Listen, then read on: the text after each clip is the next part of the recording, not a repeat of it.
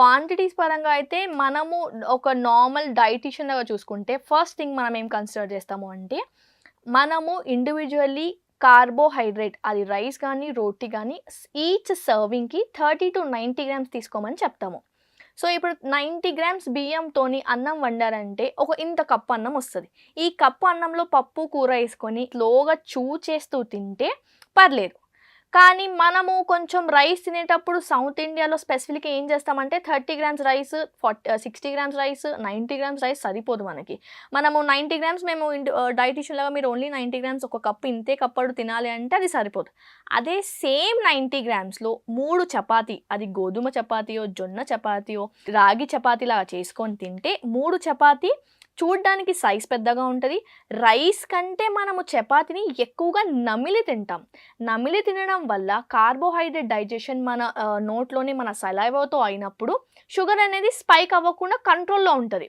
కాకుండా మనము జనరల్‌గా వైట్ రైస్ అనేది సింపుల్ కార్బోహైడ్రేట్. రోటీతో కంపేర్ చేసుకుంటే రైస్‌ని మనం సరిగ్గా నమిలి తినము. రోటీని కొంచెం ఎక్కువ ఎఫర్ట్స్ పెట్టి తినాల్సొస్తది. అదొక రీజన్. మనము దాన్ని ఎక్కువ చేసి తింటాము.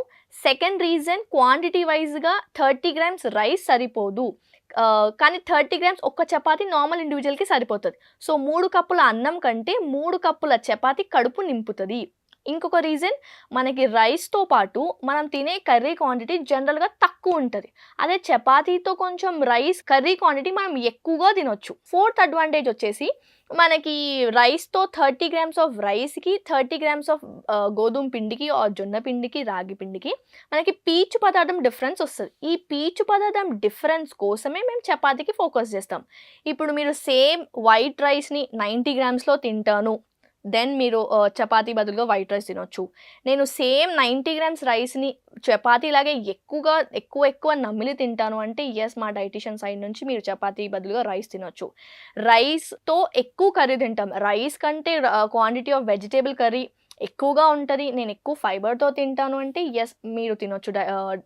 ఫ్రమ్ అ డైటీషియన్ సైడ్ మీరు రైస్ తిన్నా మాకు కంఫర్టబులే. నెక్స్ట్ థింగ్ వచ్చేసి ఏంటి అంటే వైట్ రైస్‌కి అండ్ మన చపాతీస్‌కి ప్రోటీన్ క్వాంటిటీ కూడా కొంచెం డిఫరెన్స్ ఉంటది. ఆ ప్రోటీన్‌ని కూడా అన్నం, పప్పు, కూర ఇవి 3 బ్యాలెన్స్ చేసుకొని రైస్ ఒక 90 గ్రామ్స్, పప్పు ఒక 30 గ్రామ్స్, వెజిటబుల్ కర్రీ ఒక 200 గ్రామ్స్ వరకు మనం అడ్జస్ట్ చేసుకొని రైస్ రాత్రి తిన్నా కూడా షుగర్ పెరగకుండా ఉంటది.